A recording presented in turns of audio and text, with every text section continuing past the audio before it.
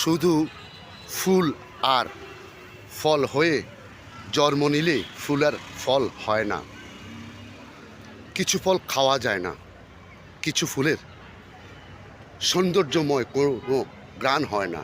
ঠিক তেমনই সন্তান হলে হয় না, শ্রেষ্ঠ সন্তান হওয়া লাগে।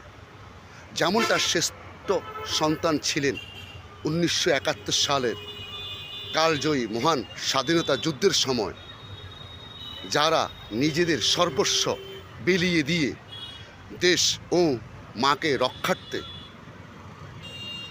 ঝাঁপিয়ে পড়েছিলেন।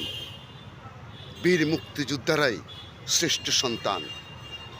ইতিহাসের পাতা থেকে হয়তো তোমরা বা আমরা তাদেরকে মুছে ফেলতে পারবো, কিন্তু অন্তর থেকে, আত্মকথার আত্মা থেকে তাদেরকে মুছে ফেলতে পারবে না।